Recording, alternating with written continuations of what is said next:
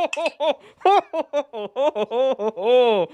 have the whole. Merry holidays. Welcome to this Real Take Wrestle Talk special. I don't know if you're laughing or dying.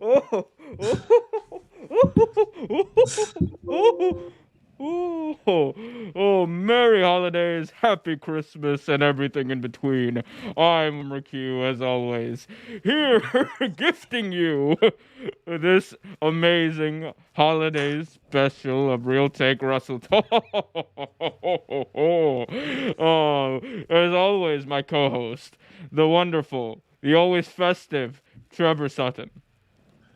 Hello, everyone. Merry Christmas and happy holidays. Merry Christmas to you too, sir. How are you today, my good man? I'm good. Santa's got many presents in his sack to give to all the people out there. Unless you've been naughty, then you get a big lump from my sack. A big lump of coal. You know what? I'm not touching that one. Oh, do you not want to? Yeah, no, you do not want to touch Santa's lumps, people. Welcome This back. is already going off to a great Welcome start. back to the wrestling show where today we're definitely going wrong. Welcome back to Real Take Wrestle Talk. We got so much to talk about. AEW Holiday Bash. We got so much weird stuff going on in WWE that's not as weird as what's about to happen on this show. I can barely breathe behind this Santa costume. By the way, if you're not already watching on YouTube and you're listening to this on Spotify, you should definitely go check out the video version of this to see what the hell I'm wearing. It's much more ridiculous. I look like Dumbledore. Gryffindor. Oh, you're a hairy wizard. Merry Christmas to all the little girls and boys out there and everything in between, whatever you identify as. But we have so much to talk about. The Owen in AEW. We have tribalism with Santa is a big no-no one. We don't like tribalism in wrestling. Don't stop being toxic, you little marks out there.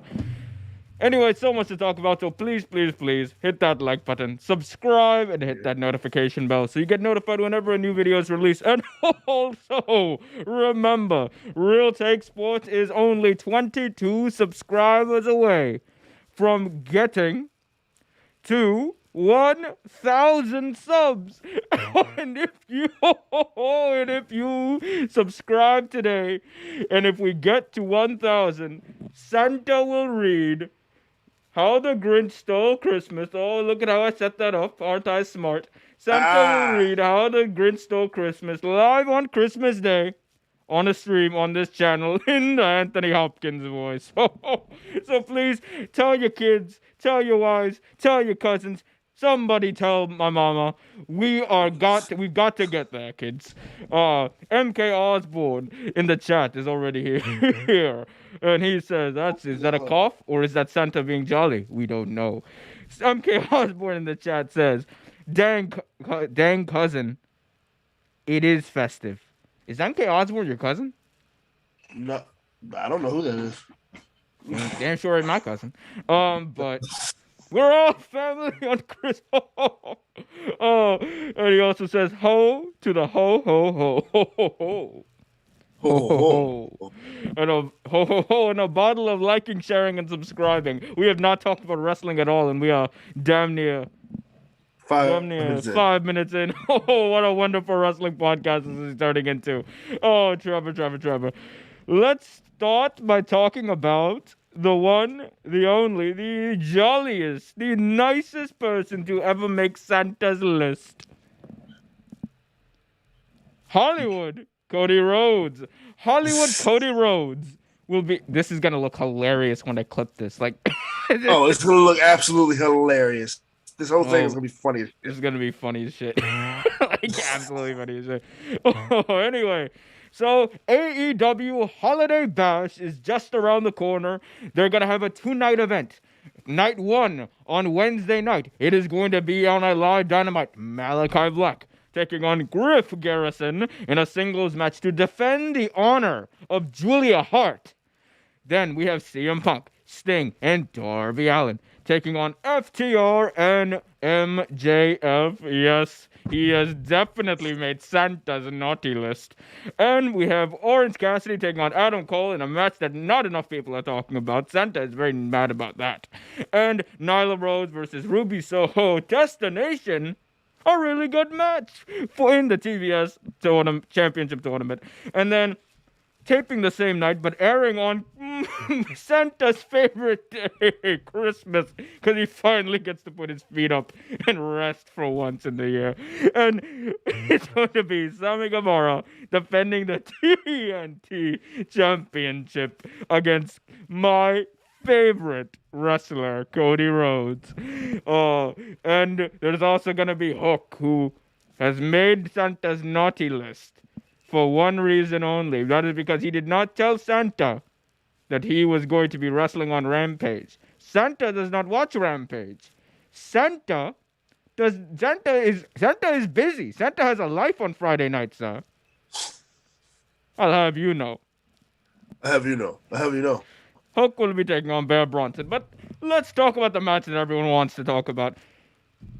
On Christmas Day, Cody Rhodes will be taking on Sammy Guevara for the AEW TNT Championship. I have a question for you, Trevor. What do you think happens in this match? There's a lot of people who think that this could be a potential spot where Cody could win, and that could be the start of the Hollywood Cody Rhodes heel turn. What do you think about that? I was thinking the same thing, honestly. That's kind of what I've been thinking this whole time.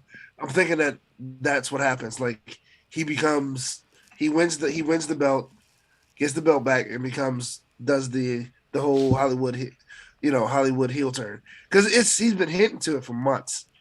I mean, it's gonna happen sooner or later. Yes, he has been hinting at this for months. And for those who don't know, Cody Rhodes has not only been hinting at this, he's been trolling us.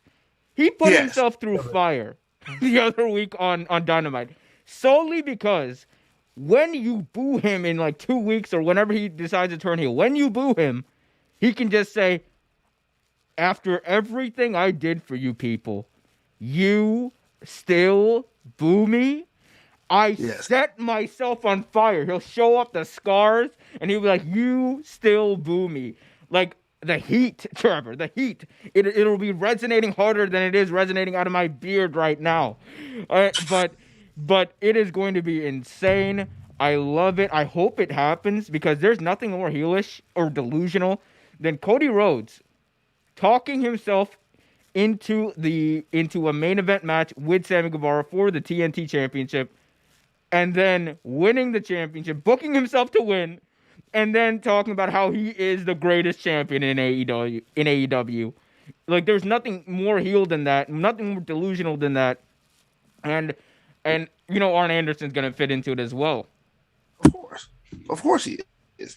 I mean, it's one of those things where it would be like the perfect setup. You know what I mean? Like setting yourself up to win the belt, setting yourself up to turn his heel, and like pretty much like you say, using the fact that you went through fire. I mean, he's hinted at it by walking through the villain, the heel side of the ramp. He's done it. Like as you see, he's starting to enjoy people booing him. He smiles every time it happens. So I think it's the perfect time to do it. Santa does not like the heel ramp.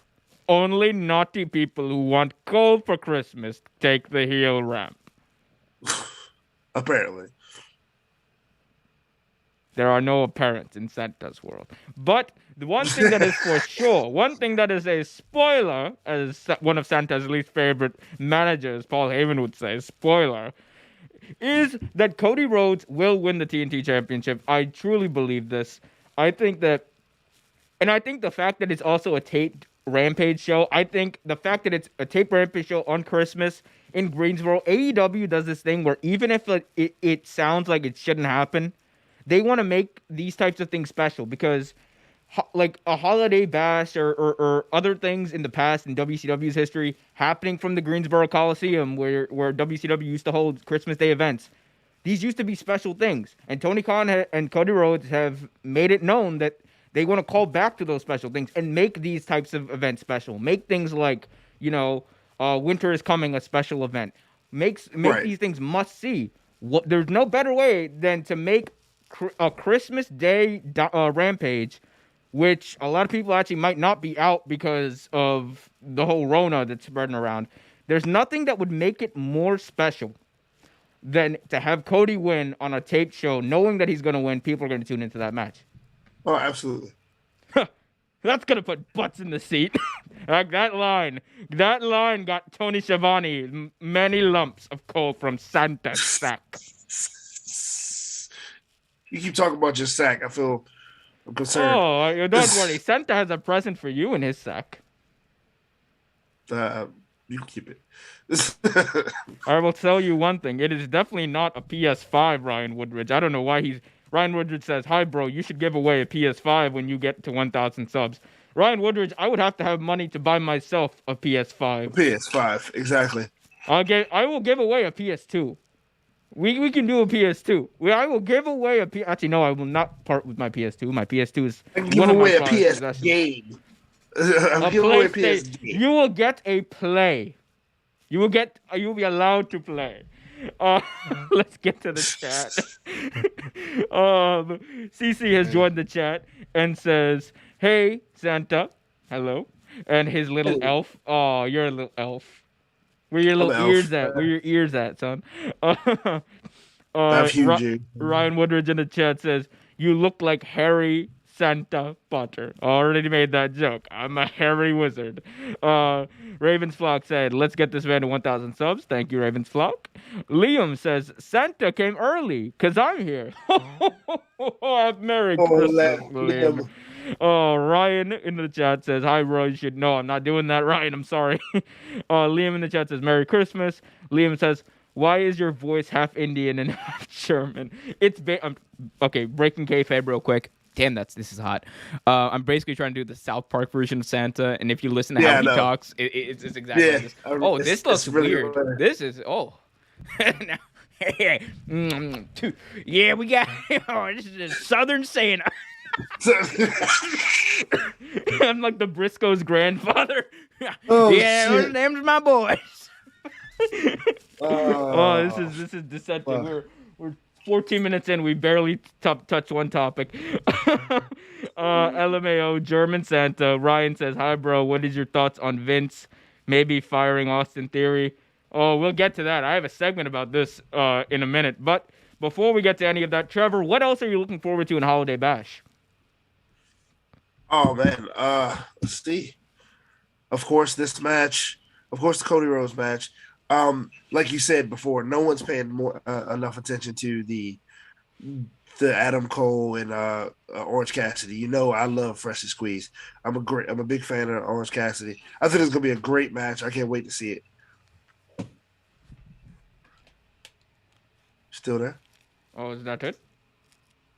I mean, let's see that. Oh, actually, Ruby Soho and Nyla Rose. I'm actually looking forward to that.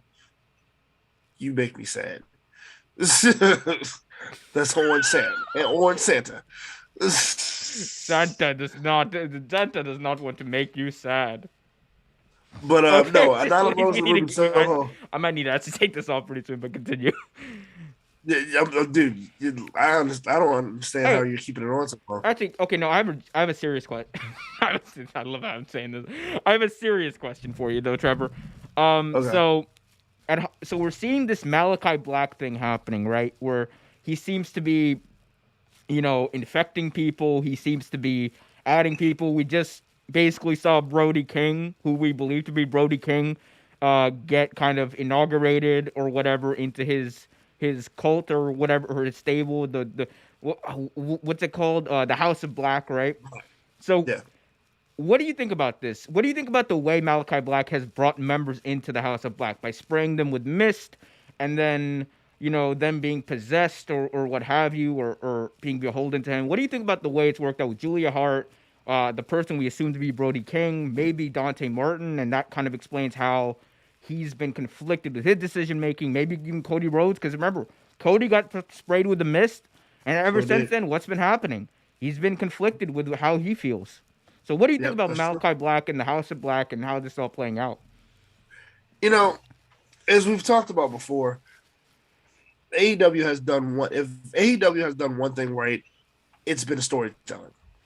They have been able to tell an amazing story. Um, whether it's been drawn out for months or years, they've been able to tell a very good story. And if this is what's happening, if they're doing doing this, how people get infected by the mist and becoming part of his stable or whatever, it's a great way to tell a great story. Because if Cody Rhodes, or when Cody Rhodes wins, might start seeing more, more of that. And dude, it is also just genius. The way it happened, it's just amazing. It's a great way of happening. Like, I mean, if this is what they're doing, like, it's absolutely ingenious. Absolutely, I agree too. And the way he makes people conflict, that's what I'm like think like it's a long-term build because Right. even Cody Rhodes doesn't have to become a member of the House of Black, right? But the fact that he got sprayed with the mist and ever since then he's been more so like kind of playing this toe in this line, I should say, between heel and face. The fact that we've seen, Brody King, like we said, Julia Hart now, maybe they're gonna be able to do basically what they should have done with Alexa Bliss, what WWE should have done with Alexa Bliss, and hopefully better. Like there's so much to do, and it's just an ever expansive thing. And you know what the best part is? All these people who say, "Oh, AEW have too much talent. Not everyone can be world champion." You're right. Not everyone can be world champion. But you know what everyone can do, or if or can be allowed to do in AEW? Tell good Story. long-term stories. There we go, buddy. Absolutely. Long-term stories that mean something, that matter, that world build, that gets you invested. I'm invested in the House of Black. I'm invested in Malachi Black and what his story is. Even though he's not even chasing a title, he's not chasing anything right now. He's out there getting members to his society so that whenever he wants to face for the title, whenever he does want to challenge or ramp up the challenge, he's got backup. And you know what, Back. Trevor? That makes total sense. He's got a following now. It makes Yep. 100% sense. It's not like, well, goddamn, pal. Santa definitely gave Vince McMahon call. It's like, it's not like, well, goddamn, pal. What are we going to do? We're going to get, we're going to get Biggie and pair him with Austin Theory. Why do they have to be together, Vince? I don't give a shit. It doesn't have to make sense. They're gonna watch me. See, that doesn't make sense. No, But it doesn't. but when you have a man spitting in people's face and misting in people's face, it does. Okay. Wrestling logic, people. I don't even know what I'm doing. Guys, hit that like button, subscribe, and hit that notification bell so you get notified whenever a new video is released. This is more of a serious thing, so I'm gonna take at least the. Oh my god, dude, I look like an old hippie right now. Yeah, hippie Santa Shaka, now. Shaka bra. Oh, people are gonna be so confused when they see whatever the hell I'm wearing in the next segment. But guys, if you haven't already, hit that like button, subscribe, and hit that notification bell so you get notified whenever a new video is released. We got daily videos on WWE, AEW, the NFL, the NBA, and much, much more. Weekly podcasts and a lot more stuff. Be sure to hit that subscribe button too. Right now, we are just 22 subscribers away from 1K. So please do that. But we'll get to the chat in just a second after this next segment because I know this is something you care deeply about, Trevor. I know this is something that we've invested a lot of time in talking about, and that is Owen Hart and Owen Hart's legacy. So let's talk about that very quickly. AEW announced this week the format for the Owen. It's going to be 2 tournaments, one male's tournament, one female tournament, that is going to culminate in crowning the winners of the Owen Hart Cups at AEW Double or Nothing in May. And, Martha Hart's going to be on hand. It's in partnership with the Owen Hart Foundation. and it has a lot of people talking. Trevor, put this into context as someone who's been an Owen Hart fan for a very long time. You watched him while he was still alive, and who you've kept up with his whole story for such a long time. Put this into context in as far as Owen Hart's legacy goes. How big is this? It's huge. It's absolutely huge. There are some fans who are conflicted who believe it's just a cash grab. um, who believe that it's Martha trying to cash in on something and whatever have you. But it's huge. It's absolutely huge. WWE didn't give him the respect he deserved. It's amazing that Tony Khan is reaching out and honestly wanting to do something that represents someone who was absolutely amazing in the ring, amazing outside the ring, great guy, father, brother. Like he was a great guy. I remember seeing him live, one of my first wrestling events. Like Owen Hart was one of my favorite wrestlers, and this means a lot to all his fans. I'm sure it means a lot to me, and I'm sure it means a lot to his family.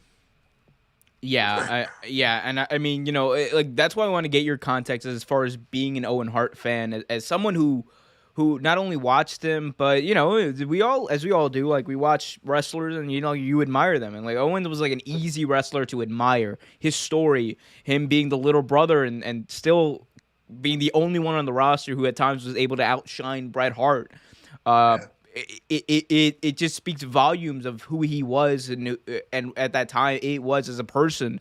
Um, and it's great that his name is getting mentioned again in pro wrestling. I think that's great. It was, and you're right. The one thing that people kind of want to go to on the internet, because everyone loves to go for low hanging fruit on the internet. Right. Everyone wants to go to the fact, oh my God, Martha Hart is cashing in on her husband's legacy. Like, dude, like, first of all, one, low hanging fruit, don't go there. But two, if you're going to go there, speak facts about the situation. Again, if you don't know about what happened and and all and not even all the details, just look at what happened. Someone died. Imagine this. Someone at your company died, and the boss told everyone not only keep working, and your boss was the one who basically I'm not gonna get into that. I'm not trying to get sued, but the point is, the real point is, it is wrong to blame Martha Hart for choosing the way she wants to honor her husband. It is wrong for blaming Owen Hart's children for choosing the way they wish to honor their father. It is wrong for us who are not related to Owen Hart, who are not related to Martha Hart, whose only connection to the Hart family is we watch them do their job. It is wrong for us to think that we have any reason to weigh in on that personal matter. That's their decision. Martha Hart has vast disagreements for some very good reasons with WWE. That is between Martha Hart and WWE, and it's an open and shut case. All right? Her husband died in the ring at an event that was being held by that company. You don't like it. I'm not going to blame her for wanting nothing to do with that company. All right? So, and neither should you. There's so many fans. Like, I've seen so many just absolutely idiotic takes on this over the past week. It's been stupid. Like in the main one I've been hearing was, oh, Martha needs to stop being selfish and allow WWE to honor him. They didn't honor him in the first place. What's And again, WWE? You know what WWE's gonna do? Oh goddamn! Well, you know what WWE's gonna do? They're gonna put him in the Hall of Fame, which we all know is a token type of thing. They put whoever they want in the Hall of Fame. They don't put whoever they don't want in the Hall of Fame. Like it's a publicity thing. It's to sell tickets, sell merch, all that stuff. They're gonna make a DVD and tell their own narrative of the story. They're gonna do all that stuff. They're gonna cash in on it. At least with this, there's going to be some good coming out of it. And you know what? If it makes Owen Hart's family feel good, if they feel satisfied, then so should we. Exactly. I mean, like you said, we don't know how Martha Hart feels. Like, I mean, I'm pretty sure she feels ostracized and alienated because she was pretty much alone. Like, she was on her own. Her and her children were on their own in this fight. And again, I'm not going to get too much into it because, again, we don't want to get sued. But if you really want to know the story, go watch Dark Side of the Ring. Oh my god! If you watch Dark Side of the Ring, the Owen Hart story, and I think that's it. Like, it's an open and shut type of thing Yeah. as far as that case goes. But it is going to be great to see the Owen Hart Cup. I'm excited to see it. Ryan Woodridge is also excited to see it. So excited, in fact, that he said that Bret Hart should wrestle in the Owen Hart tournament. Yeah, Ryan, I don't know how to tell you this, but yeah, that's not happening, buddy. That's not happening. Yeah, if I'm not mistaken, last time I heard he wasn't able to wrestle. Yeah, he hasn't been able to wrestle since 2000, unless you want to call whatever that shit was at WrestleMania 26 versus Vince McMahon a match, but it wasn't. I'm not sure what that was. Ryan Woodridge in the chat asks, when is Goldberg's contract ending with WWE? Never. Brother, we signed Goldberg to a me contract, brother. Legends. No, Goldberg, I think, is going to be with WWE for a while. He's gonna be there for a very long time because I just don't see anyone. I don't see anyone paying him the amount of money that he would want to wrestle. There's no one else who would do that. I think it's only WWE, and they're going to trot him out for Saudi Arabia because the Saudis love themselves some Goldberg, apparently. They do, apparently. Ryan also says, I would like to see Goldberg go to AEW and win the title from Cody. You would, well, they have a video game coming out, so you can definitely do that in there. Cody would get the TNT title. I'm reading these backwards, I just realized. I know. Yeah, it'd be like that. And Ryan says, yep, Austin Theory will be fired next week if he loses on Raw. We'll talk about that because Vince apparently loves to fire people, both in shoot and kayfabe. It is... You didn't watch Raw, did you? I didn't get a chance to. Oh, buddy. Oh, buddy. At work. Oh, buddy. You lucky you. You missed a whopper. You missed a whopper of a show. But we'll get into that. But before we do, guys, hit that like button, subscribe, and hit that notification bell so you get notified whenever a new video is released. Let's stick with AEW, I should say, and talk about something that might happen on Holiday Bash, and that is, Trevor, a surprise debut. Could we see a surprise debut? Do you? What do you? Ooh, let's talk about it though. Anyway. Ooh. So last week, there we go. Oh God, that hurt my ear. There we go. Oh, oof. This is. I gotta choose one. Either it's gonna be on or off. There's no middle ground here. Kind of like Congress. Anyway. Anyway. Oh. Wrong channel. Oh yes. Is there a surprise in store for the Young Bucks? Does Santa have a gift in his sack to give the Young Bucks on Wednesday night Holiday Bash? Let's talk about it. Is Kyle O'Reilly going to be debuting at Holiday Bash on Dynamite? That's the question on everyone's mind. Adam Cole last week said that he had a present for the Young Bucks awaiting them at AEW Holiday Bash on Dynamite. And a lot of people have been speculating, Trevor, could this present be the debut of Mr. Guitar Hero himself, Kyle O'Reilly? His contract with WWE is up. He's gone. He's a free agent. He can sign wherever he wants, whenever he wants.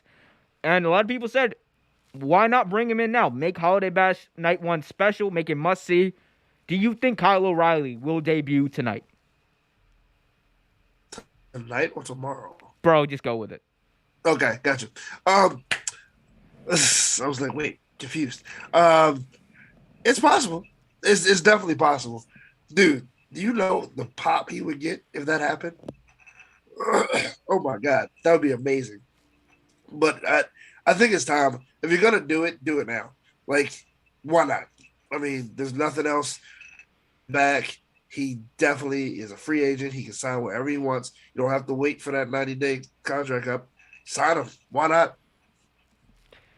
It would be great. It makes a lot of sense for them to do it because it would allow you time too to kind of build up the whole elite versus the undisputed era angle and Adam Cole being Yeah, forced to choose. Like that's what I'm more excited about. The story and how yeah. it's going to build. So my thing is just get it over with, have him debut. It makes perfect sense to do it. And you know, Kyle O'Reilly's already going to be an overact the day he gets there. It is Oh, going to absolutely. it's going to add to this whole dynamic that they have with the elite and Bobby Fish right now. Because remember, Bobby Fish, they made a point about it. The Young Bucks made a point about it. Bobby Fish is not a part of the elite. They want Nope. everyone to every week they remind us because like Bobby Fish is standing next to Adam Cole in every elite promo they do. And the elite's like, yeah, next week the elite and Bobby Fish are gonna kick your ass. And it's just like and Bobby Fish, he hesitates for a second, but then he's like, oh yeah, no, we're totally gonna kick their butt. But that slight hesitation, they're hinting towards something. Eventually there's going to be the breakup. There's going to be the breakup. The first piece for that happening and the undisputed and us getting that amazing trios match. Undisputed era versus the elite. The first step, Trevor, has got to be Kyle O'Reilly coming over, and it's a no-brainer. It's gonna happen. Oh, yeah, it's gonna happen. It's gonna happen. But does Kenny Omega come back, or does Kenny Omega still? Eventually. Oh, you give Kenny Yeah, time. Like you can wait till All Out if you want to bring Kenny back. Like just right. I want to see how this builds. I think this is going to be an amazing build because I Yeah, want it's them a to tag great with story. I want to have those 5-on-5 tag team or those 6-on-6 tag team matches or whatever it's going to be, right? It's going to be 5-on-5 actually. Right. So Over those five, yes. those 10-man tag team matches with Bobby Fish, Kyle O'Reilly, Adam Cole, and the Young Bucks. Have them team up for like 3, 4, 5 months, however long Kenny Omega's out. And then Right. when Kenny Omega makes his grand return, have the Undisputed Era go onto Santa's naughty list and turn their backs on the elite, turn the elite faces. Everyone wants to cheer them anyway. Like they're done being Pretty much. heels. It's over. They were heels for the Kenny Omega story, and now they're done. Yeah. They're over as hell. Yeah, I agree. I totally agree. Like that, you did what you did. You got them over. I mean, people cheer them anyway right now. Like even though they're heels. So like honestly, just turn them back faces, and let's see them fight the undisputed era because it's gonna be fun. It's gonna be a whole lot of fun.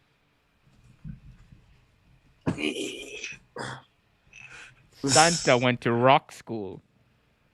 Uh, The School of Rock. Guys, if you haven't already gotten tired of Santa and his lame jokes, hit that like button, subscribe, and hit that notification bell so you get notified whenever a new video is released. Trevor, let's go to some a little bit of a mixed bag here, and I kind of want to get serious about this. yeah, this one is kind of This one is a little more serious. Let's all right. Well, why don't you read out a chat or two while I fix myself. I don't think we have. Yeah, we don't have any. All right. Well, I fixed myself. Anyway, so let's talk about this because this was something that kind of took the internet. I don't want to say by storm because that sounds a little cliched and dramatic, but it really got people talking, and that is the growing tribalism that exists between AEW and WWE. We'll talk about the Andrew Zarian report in a second because that did make a lot of waves on the internet. But, Trevor, is there too much tribalism? Is there too much side picking? Is there too much AEW versus WWE kind of discourse and discussion on the internet? And has it gotten to a toxic level? I think we're both going to answer yes to those questions. Yes, Absolutely. it has. And there is too much. I think the question is really why does it happen so easily? Is it because we as a people are kind of very, very trigger happy in that respect? And what is that line? Cause I feel like there's good fun, in this whole AEW versus WWE stuff, but a lot of times people line step, habitually. They're habitual line steppers. So what is that line you think as far as, leaning into, okay, this is like acceptable. Oh, but this is bad, I find that especially most of the like things that I read on the internet or whatever, especially involving wrestling. I, like part of what you said, I believe that as a people we are too confrontational, Mm. and we also like when it comes to certain sides, we're also creatures of habit. So when WWE, regardless how bad it is, it's been the company to watch for years. AEW, New Kid on the Block. I'm not gonna say anything positive about it. Whether I see anything positive about it at all, not gonna say anything positive about it. Mm. I'm WWE through and through. If it like starts controversy, if it starts something, I'm gonna talk shit about this company. Like you see negative shit about real things about wrestlers, like when John Moxley did, Or that ridiculous Sammy Guevara Ty Conti thing that happened this past yeah, week. it's just it's just ridiculous. Like you said, the line is already here, but people have started to set it up here because it's getting worse. It's getting worse and worse. You hear people, like you said, you see negative things about people saying, telling wrestlers to, like kill themselves or joking about mental health, and it's ridiculous. The thing that I think bothers me the most is how easily people jump into that type of thing and think it's okay to, like, like I talked about line stepping. They think it's okay to just, oh, well, they brought it up to here, right? Like someone else, like, okay, Tony Khan sends out a tweet and does a little shot at WWE. All right, he brings it down to like maybe a 2, 3, 4. All right, let's say he brings it up to a 4. Someone feels the immediate need to bring it up to a 10, or vice versa. WWE might take a shot by posting a YouTube video of Kenny Omega, on the week of All Out, which they did, which is fine. Do Right. it. Get those views. I'm all about getting those views on here. But then you'll see people like be like, "Oh my god, WWE's clout chasing off of AEW," and then people accelerate off that. And I think that's kind of what happens in the wrestling community. We are just, it's weird because there are so many fans, I think, that just watch like their stuff and they'll like it or they won't. There's stuff in WWE I really like. Granted, there's a lot of stuff I don't really like, Right. and I try to focus on both. That's how I have a show where I do try to focus on both. I wish the company would let me have some positive stuff and vice versa. AEW. We talk a lot about positivity in AEW. We talk a lot about negativity in AEW as well because there's good and bad things about both. It's like what's that line? The pot calling the kettle black or whatever. It's Yep. it's it's that exactly. People are like, oh, my brand has no problems and your brand has all the problems and all that jazz. And I'm like, it's fine if it's like in the context of if we're watching both shows go head to head, right? And we're shooting the shit, texting each other back, and we're friends. That's fine, man. Like we know we got lines.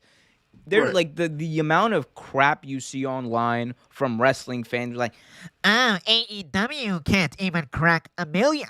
And these brain dead idiots who watch AEW need to go blah blah blah. and vice versa. You'll see AEW Yeah. people do it, but it is just so moronic and weird, Trevor. It's weird.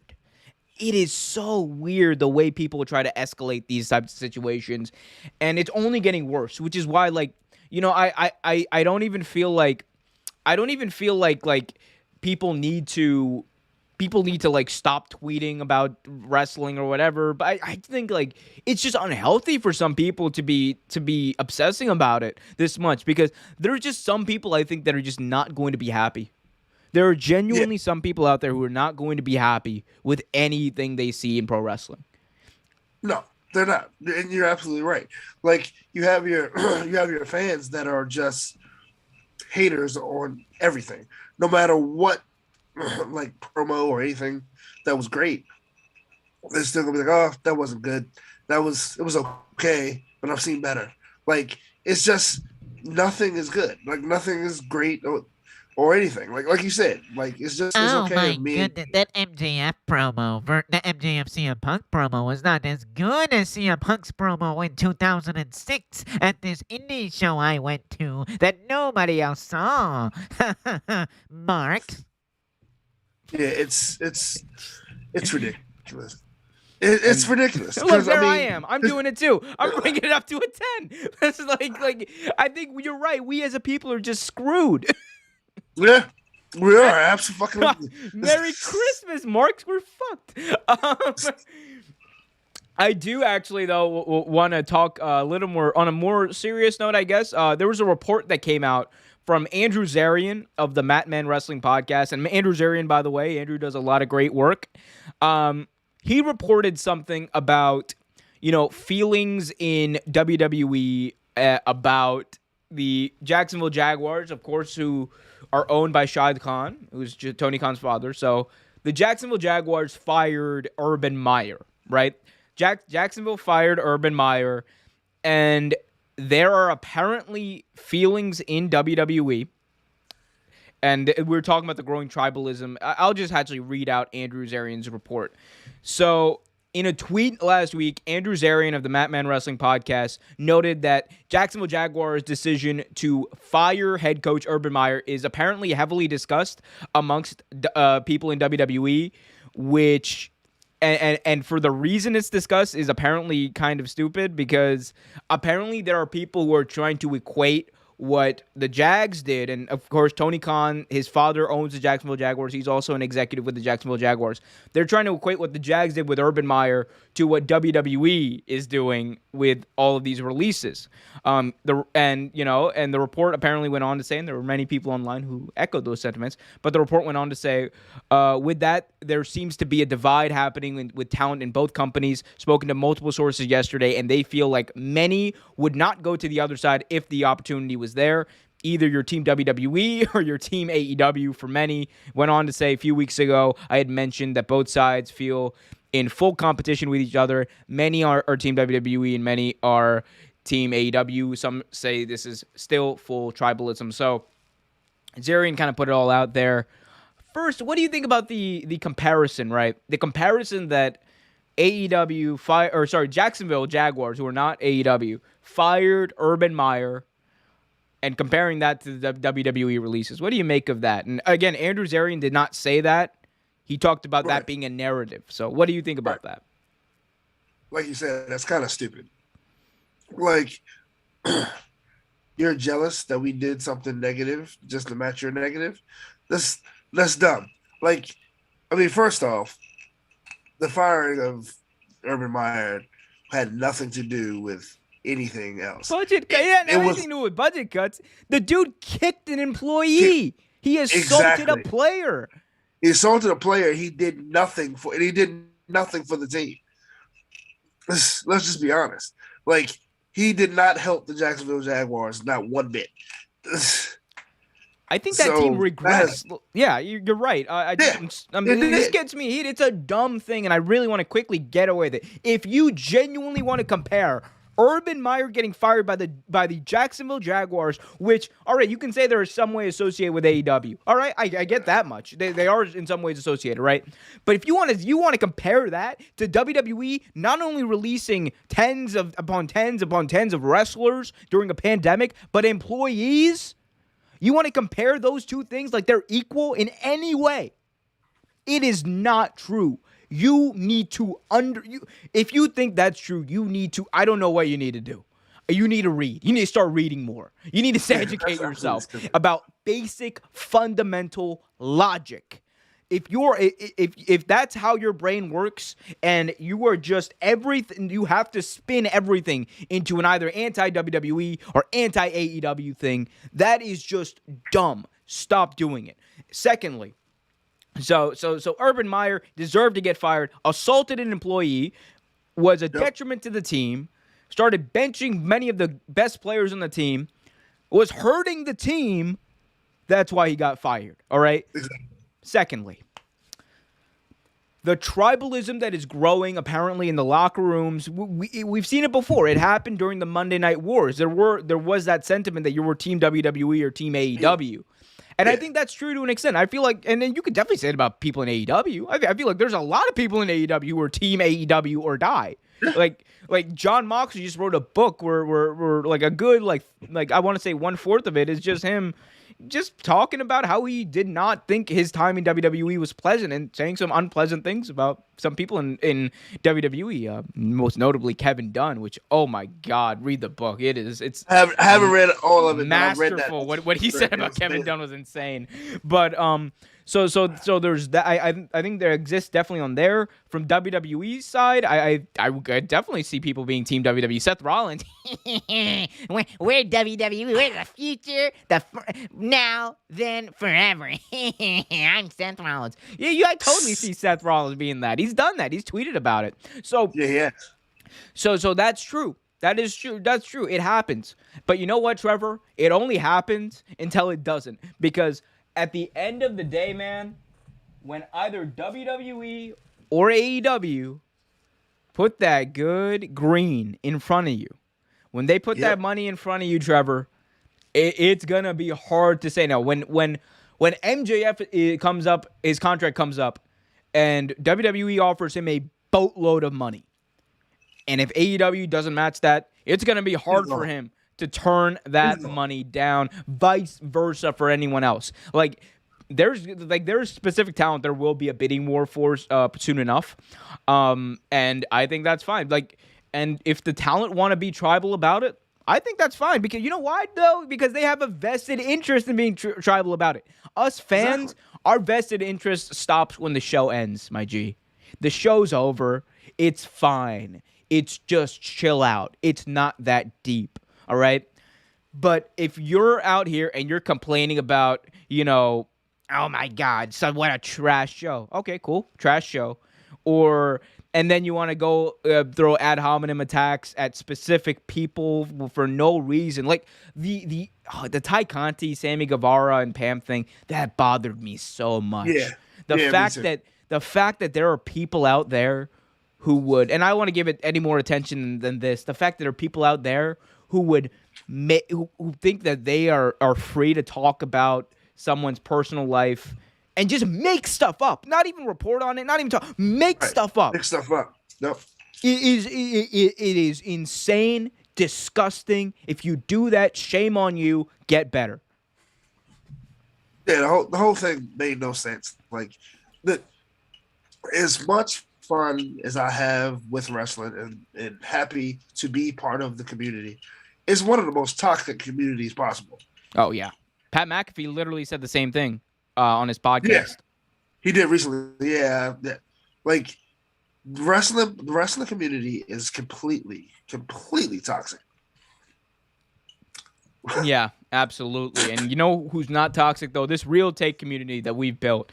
We are almost at 1,000. We are 21 subscribers away from 1,000 subs here on YouTube. Let's get us there. Hit that like button, subscribe, and hit that notification button. And remember, if we get to 1,000 subscribers before Christmas Day, Santa will read this wonderful book, How the Grinch Stole Christmas, live here on YouTube on Christmas Day in the Anthony Hopkins voice, or as best an Anthony Hopkins voice as I can do.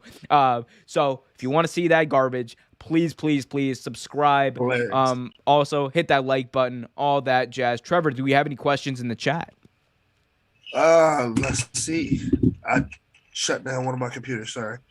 And I want to apologize because I am a little sick. So he's not the only one. He's not the only one, buddy. So, but let's check it out. Because like I said, I shut down my other computer for a second. Oh, it's okay. It's okay. Santa, just give Santa a second. Here, Trevor, why don't you do this? What's something in wrestling you're really enjoying? We'll do that instead. Okay. It's great that you mentioned that. So, you know me, I love my indie wrestling, and I love my indie wrestling. I love, watching indie wrestling and love looking at new promotions and things like that. So there's a promotion over in North Carolina, PWF, and I'm pretty sure people have definitely seen it or whatever. That live in that area anyway, and if you're familiar with Colby Carino and Steve Carino, they've both performed in this promotion.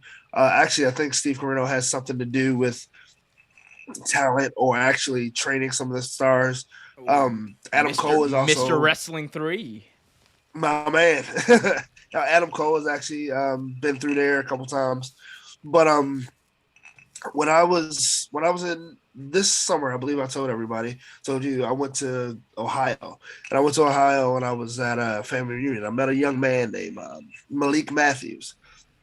His brother's name is Malcolm. Very nice young men, very good guys, and they love wrestling. Malik has a natural talent to it, and recently Malik has just become one of what did I say? PWF, yeah. PWF's top talent. He got star of the year, and I told him when I met him, if he makes it big, once he's in there a little bit, I'll mention him on the podcast. And you lived up your side of the bargain. Here's mine. So congratulations to you, buddy. Hope to see more. Oh, I don't have the beard on. Broke kayfabe. Oh, brother. I just realized I didn't have the beard on, but it's okay. But no, that's cool. That's cool, man. You should reach out to him and have him come on, talk about his experience. I actually was thinking about that. Because the stories that he was telling me, working with Steve Corino, working with Kobe Corino, was just interesting because it's the stories I know of Steve Corino, So yeah, definitely. I'm gonna reach out to him and see if he come on one day. For sure. You'll be better than someone who big leagued us, and I will not mention his name on air because I do like him. Actually, there are two people who big leagued us, but oh dear. Actually, no. One of them asked me for money too, and like it wasn't like a small amount of money. It was like, bro, you're not. My G, one title match on SmackDown? Yeah, you're not worth this. Who's the other one that big league does? Someone else big league does? I'll let you know after. Yeah, we'll talk about it after the show, guys. Welcome to Real Take Shit Talk with Trevor and Over. Let's go to the chat real quick before we move on to our next topic, which I'm sure Trevor will love to talk about. Let's talk about Ryan Woodridge in the chat, who says the Jags fired their coach and got rid of Tim Tebow in the preseason. They fired their coach now, but they got rid of Tim Tebow in the preseason because he absolutely sucked at playing tight end. And I am the biggest Tim Tebow fan you will ever find, but he sucked. He absolutely stunk as a tight end for the Jaguars. Worth a try for sure, but he sucked. Yeah, absolutely. And it's okay. He did it. He did it. Like, bro, Tim Tebow, he's the only player who can say, I played in the NFL, won a playoff game, went to the MLB, played games in minor league baseball for a major league team, and then came back to the NFL, got signed. Like, he's the only dude who can say that. Like, exactly. Got to give props to where props are due. He had his goals. He set out and tried them. It's way more than a lot of people can say. But he wasn't good at them, unfortunately. Like he was good. He was a pretty good. He wasn't. Like, no, he actually was a good baseball player. He was a really good minor league baseball player. I thought he was a good. Like, he was actually a very solid minor league baseball player. He was. And I think if the right injury, I was always thinking if the right injury happened, there's a chance Tebow would have gotten called up. And I'm actually surprised he didn't, because the Mets sucked during that run. They absolutely stunk during that run for a few years, and I was like, dude, just sell some tickets. Like, get some people coming to the stage. Exactly. Like Tim Tebow, sell some tickets. MK Osborne says, Santa's doing a lot of talking. You're damn right I am. It's a podcast. It's what I'm supposed to be doing. Talking. Santa. MK, you are now on Santa's naughty list. Shit. Anyway, let's move on. I look like a fucking wizard like this, don't I? I love looking like a wizard. Hit that like button, subscribe, and hit that notification bell so you get notified whenever a new video is released. Trevor, let's talk about your favorite person in the entire wide world of sports. Let's talk about Jake the Punch Paul. Oh, Trevor, what did you think about this? So, Jake Paul faced Tyron Woodley in a rematch of their first fight and knocked him out. Jake Paul knocked Tyron Woodley the F out in their matchup this past weekend, and it was a open, clean right hook right to the cheek. Woodley fell down and didn't get up. So Jake Paul wins this fight. Trevor, my question to you is the same thing I've asked you. What did you think about this fight? And what should be next for the king of celebrity fighting, Jake Paul? So what killed me about it was the whole thing. Okay, so yeah, it happens all the time. Fighters can't fight, and so you have to have a sub. It happens, right?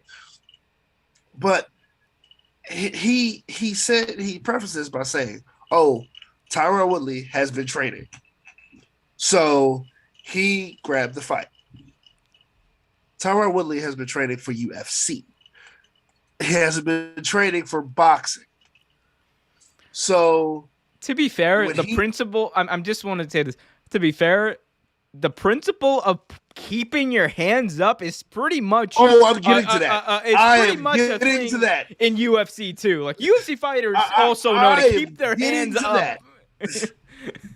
Oh, you took the words right out of my fucking mouth. Because, like, yes, the whole thing was pissed me off or whatever. But, like, I swear it seems like he's doing everything that's happening.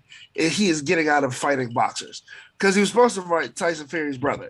But I digress. But with the whole fight, why the fuck would you walk in with your hand down? He literally drops his hand.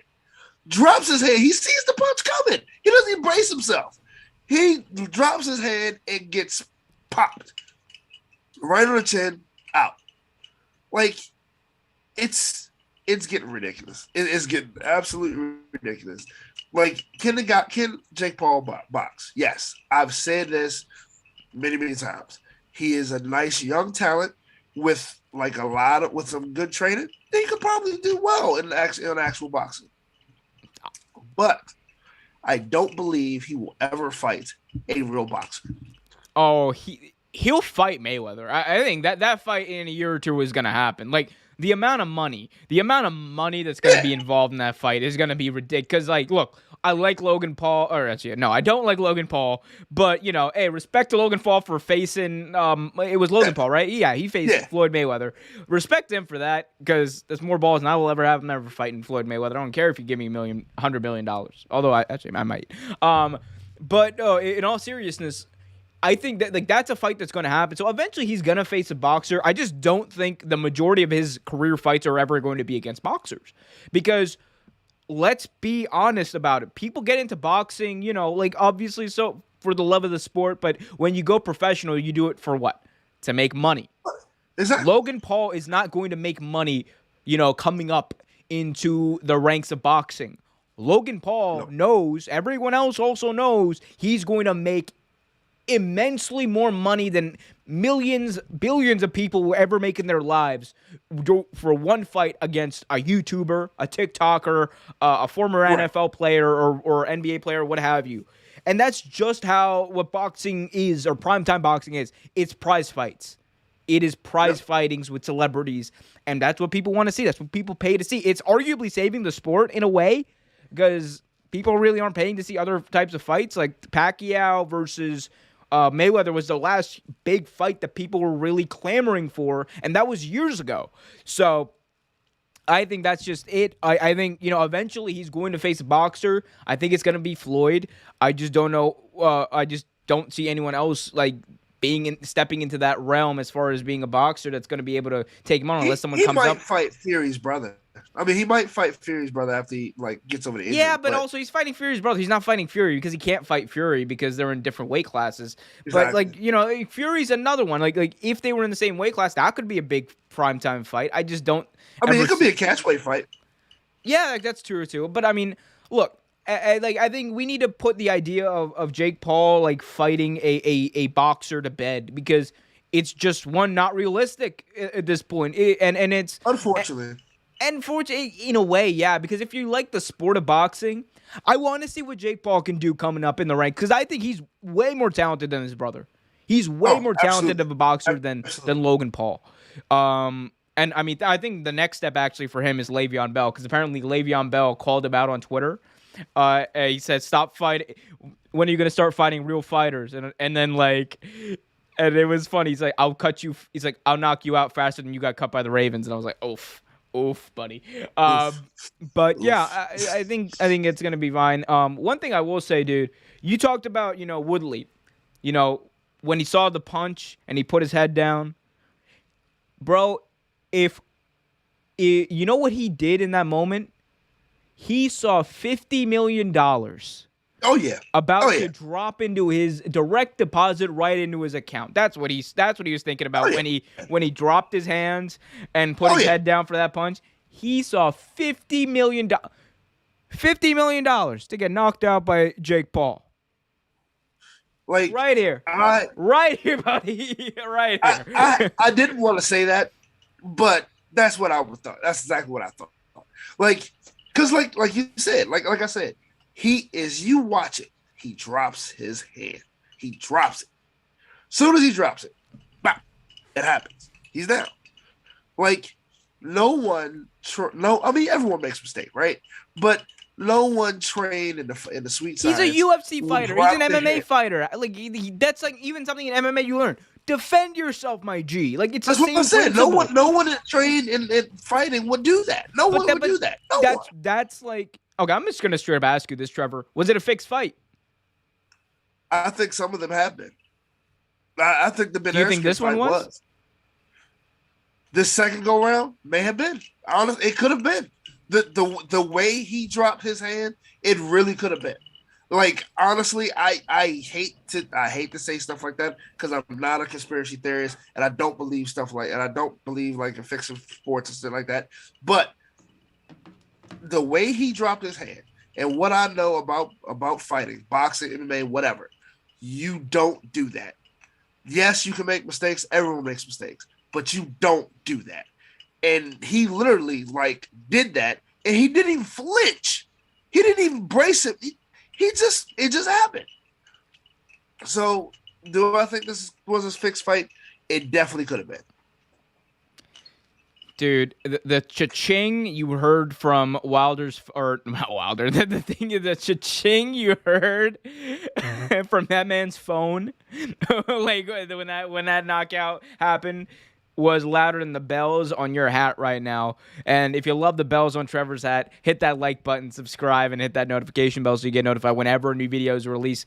We got some questions about the Paul brothers and Jake Paul, of course, in the chat right now. Ryan Woodridge says, do you see the Paul brothers signing with AEW after their boxing career is done? WWE, I see. WWE, because they're going to offer them way more money for way less work. So yeah, I could see them. I don't even think, first of all, dude, they're 24, 25 years old. These are young people. They have Logan is closer to 30, isn't he? no, Logan Paul's, I think he's like what, 20, he's got like 25, 26 or something. Like he's not that old. They're pretty young overall. Like Logan's 26 years old. Okay. Yeah. So they're young guys. They got like a solid like 10, 15 years at least of doing these celebrity boxing fights if they want to. As far as being entertainers or something like that, I could see them doing that, but they're never going to be full-time wrestlers. That's never going to happen. Oh no. No. They'll come in for a special match once in a while, but other than that, no. CC in the chat says, I want to see Jake Paul lose so hard he literally bounces on the mat. Yeah, I don't like him much, so he doesn't like Jake Paul. I mean, look, that's how I feel about Logan Paul. I like see the reason I like not too fond of Jake Paul still, but the reason I'm not like as mad at Jake Paul or whatever. I'm like, he's actually a good fighter, I think. And I want to see what he can do against a real boxer. That's my thing. And I think eventually that's going to be the draw. That's going to be a draw because you've waited so long for him to fight. See, he's weaseling me in. This damn carny, Jake Paul, is weaseling me in. It's like, oh my God. They're working me. I don't like either. They're working all of us. I can't stand either of the Paul brothers. Both of them suck. But as far as Jake Paul, I like him a little more than Logan because of the fact that, like you said, he actually does have talent. It pains me to say he actually does have talent. Let's see, I don't think Logan would last in the actual boxing. But Jake, I think, has an actual chance at real boxing, at actually joining the ranks in boxing. I don't think Logan has the natural talent. Yeah. Ryan Woodridge in the chat says Jake Paul would lose that match against the Big Show. He says against the Big Show. If they had one. Sure. Way oh shit. Well, you do know what's his name? Floyd Mayweather beat the Big Show. In a 100% legitimate real contest. Yeah. Allegedly. Hit that like button, subscribe, hit that notification bell. DE6 or VI? I'm gonna go with 6 because I like Roman numerals. DE6 says Stone Cold WrestleMania 38 referee for Brock versus Roman and maybe Sami Zayn for the Universal. First of all, I love Sami Zayn, one of my favorite wrestlers in WWE today. I think there might be a match against Brock Lesnar on a special SmackDown or something. He's gonna get squashed. They're not the main event is Roman versus Brock. That's the draw. Not saying I wouldn't like to see Sami in there. I would love to see Sami in there. It would make things interesting, wouldn't that'd it? be great to see. Yeah, but and then me go full Daniel Bryan in WrestleMania 37 for him. Like, no, Sami Zayn's winning the belt. He's winning the belt. Maybe he can bring his friend El Generico with him too. Oh, could you imagine the pop for Elton? Ole, ole, ole, ole. Well, hey, we got to see if he resigns. There's no word yet on if he resigns. I think there was actually rumors that I think there was a rumor going around that from within WWE, people were talking that he had recently resigned. So maybe that's a sign. Maybe it's not. Maybe this is a rumor. But wasn't he waiting pretty much to see if Kevin Owens resigned? I don't think that's so much a rumor as more of a logical conclusion that people drew, maybe, or a dot that people connected. I'm not sure. Yeah. Let's see what else. No, not really many more questions. But Stone Cold Steve Austin, special guest referee at WrestleMania. That worked out. That's always worked out every time it's happened, hasn't it, Trevor? Think about it. WrestleMania 20, Brock Lesnar versus Goldberg. One of the greatest matches in WrestleMania history. And then the second time it happened, WrestleMania 27, the greatest match in Mania history. Michael Cole in his undefeated streak at WrestleMania versus Jerry, the King Lawler in his sole match at WrestleMania. Jobbing to Michael Cole. That was absolutely terrible. Hey, don't put him in the match. I love Steve. I love Stone Cold. No, don't put him in the match. Don't put him in the match. Let him come out and do, oh, hell yeah. We're out here in Texas. What? And all his greatest hits. All the greatest hits. Steve Austin is, what is he? He just turned like 58. Yeah. That's looks wild. good for his age. What? He looks good for his age. I drink a lot of beer. Apparently he cut back on his drinking a little bit. Stone Cold cut back on the drinking. What is the world coming to? Here, I'm gonna take the wig and stuff off and save that for our last segment because I want to seem serious. But guys, hit that like button, subscribe, hit that notification bell. I know this has been a weird episode. I've been trying a few things out. Trevor, can you still hear me? Yeah. Cool. Let's move on and talk more. Oh, people can see my hair and how I look like Goten from Dragon Ball GT with my hair. That's what I've been told when my hair is like spiked to the side like that. Oh shit. It's Goten. He just pulled in that show. That's all he did in that show. That's all he did. All right, Trevor. So as I'm very parched, I'm gonna probably give this to you in a second. Trevor, so we're moving on to WWE. We'll come back and do some Christmas stuff in a little bit and read out some Christmas questions. You guys can ask some Christmas questions in the chat as well. Let us know what your favorite holiday soups. Holiday soups. What the fuck is that? Your holiday foods, your holiday drinks, whatever in the chat. Your favorite holiday movies. I don't know. I was drinking soup on a live stream yesterday. That's why I thought about soup. Because I was asking people what their favorite soup is. But that's why. I was at work and I saw that. So. Oh, you should have put it up on the big screen. Like, oh, that's my boy. That's my boy. That's Look my at him. boy, guys. Yeah, but let us know what your favorite holiday food, your holiday movies, holiday rituals are in the chat, and we'll get to those at the end of the show and do a little bit of holiday cheering, maybe some singing. Okay. Oh, could you imagine Christmas songs in different impersonations? Put it in the chat. Who do you want to hear sing a Christmas carol tonight? Vince Russo, bro. Deck the halls, bro. Bro. Back the Who? halls, bro. Let us know. Let me know in the chat who you want to hear sing a holiday song today. Let me know all that stuff. Before we get to that, though, let's move on and talk about our 44th president, Barack Lesnar. Hate you so much.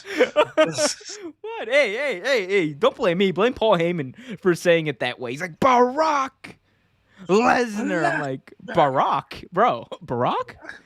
No, that is a. I'm like, whoa, bro. That's a white man. That's not Barack Obama. Like that's a Brock Lesnar. And this is not even a. This shouldn't even be a snide thing. It's not a snide thing. It's just a fact. Brock Lesnar is white. He cannot be Barack Obama. Like that's silly. What a silly thing, Paul Heyman. What a silly man you are. And because he's a silly man, he got decked last week on SmackDown. Dude, that was hilarious. That was gore. Whoa. What happened there? That wasn't even me. What happened there? That's just OBS being what are you doing, OBS? How dare you? What is it doing? It's moving on its own. That's really weird. I'm concerned. I'm just gonna hope it stops. Okay, that's weird. The ghost of Christmas past is haunting me, Trevor. There you go. And it's probably because I have not acknowledged our tribal chief, Roman Reigns. Roman Reigns took his aggression out on Paul Heyman this past week. Did it again. Who cares? I don't know what to do about it. Roman Reigns took his aggression out on Paul Heyman. Roman Reigns fired Paul Heyman last week on SmackDown, saying that he is done with Paul Heyman. He gave Paul Heyman a Superman punch. He was about to give him a concerto before the Beast incarnate showed up to save the day. Brock Lesnar showed up to save Paul Heyman from what would have been a debilitating concerto, and he attacked the Usos, laid them out, and then laid out the tribal chief Roman Reigns. And he did it all while wearing overalls. Trevor, what did you think about this segment? Roman firing Paul Heyman. What did you think about Brock Lesnar showing up in overalls? And what do you think about the way this story's evolved with now Brock Lesnar and Paul Heyman really becoming the faces really in this story? What do you think? You know, way back when there was when Brock first came out, of course he was a heel, but then Paul Heyman turned on him and he became a face. He was I want to say he was a face for maybe a few months at that point, maybe the rest of his career, because then he just stopped wrestling for a while. But haven't really seen Brock become a face in a while, so I guess it's the most logical step, next thing to do, you know. And I love the whole overalls and shirt combo. It gives me horror vibes, actually. I don't know about you, but it kind of gives me horror movie vibes. Oh my God, Brock Lesnar! You remember he did that YouTube video where he was in a butcher shop, just slaughtering like cows. I was like, dude, this is scary. And he's got the man butt. He almost looks like the fact that Brock Lesnar is showing personality scares me. It scares me shitless because he hasn't shown personality since he first came in. He barely showed personality. Like the most personality Brock Lesnar ever showed he only showed personality once in his WWE career, actually twice. One time when he did that segment on SmackDown with Eddie Guerrero with the sombrero and the band, and I was like, God. Yeah. That was great.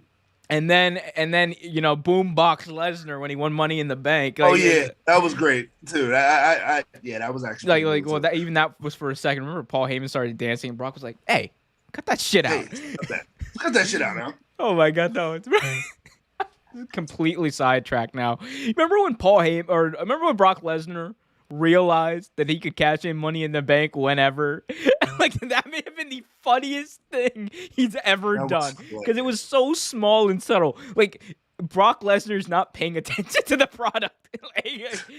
That's the funniest thing for me because it was just like he was like, because I just remember he was reading out like Paul Heyman was reading out what was it, the contract. He's like, Brock Lesnar can cash in anytime throughout the year, and then Brock like, wait a minute, what? He's like, I got a year, and he just slaps Paul Heyman. He's like, come on, you didn't tell me I had a year, and he's like, I got a year. Oh, I'm gonna wait on this. Like That was hilarious.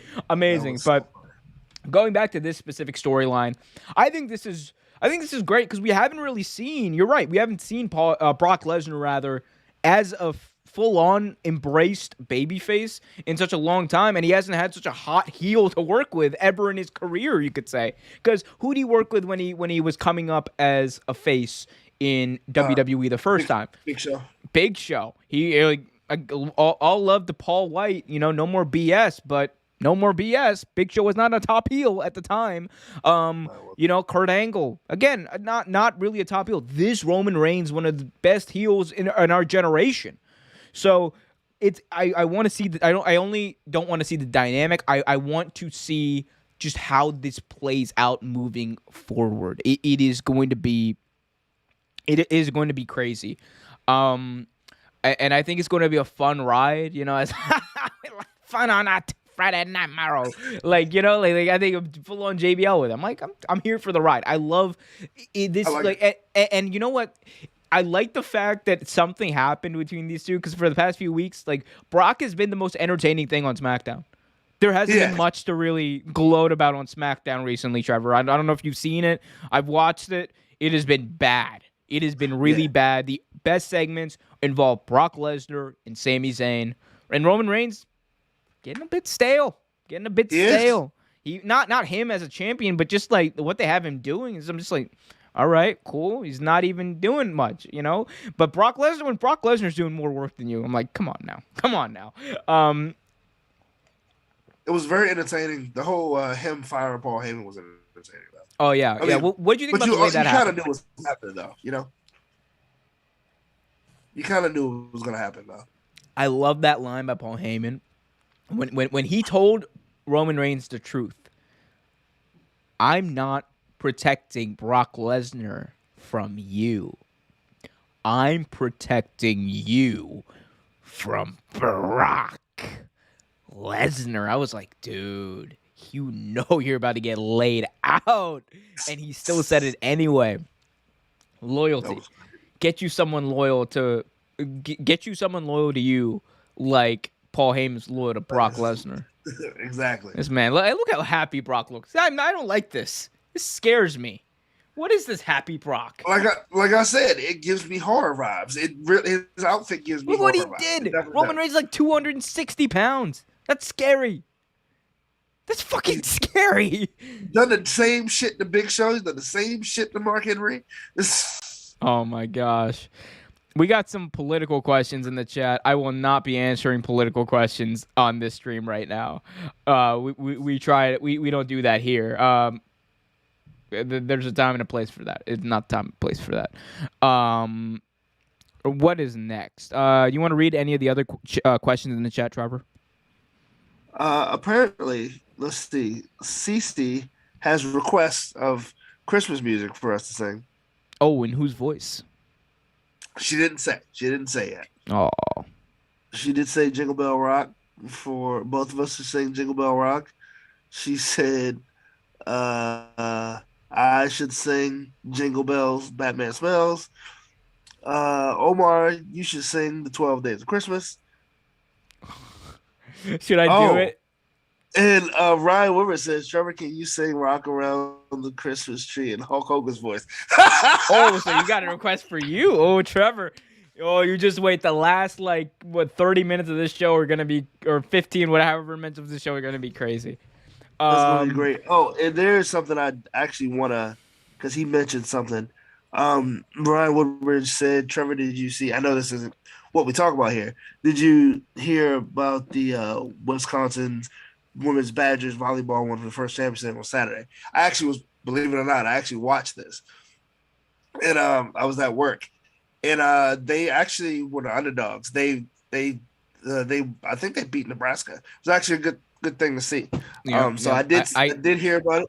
I gave him a shout out on last night's stream. Also, big shout out to both the North Carolina women's and men's frisbee team for killing it in the national championships. Big shout out to them. I can't reach my frisbee from here, but yeah, did it represent? Yes. Represent Catholic University. Boom, boom, boom. Anyway, let's. What's next? This is like great. Like I've.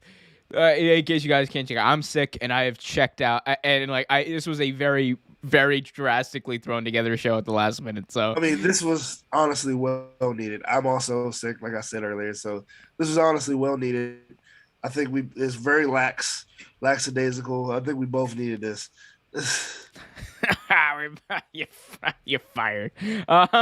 Speaking of being fired, Trevor, Vince McMahon admitted to everyone on Monday Night Raw that he loves firing people.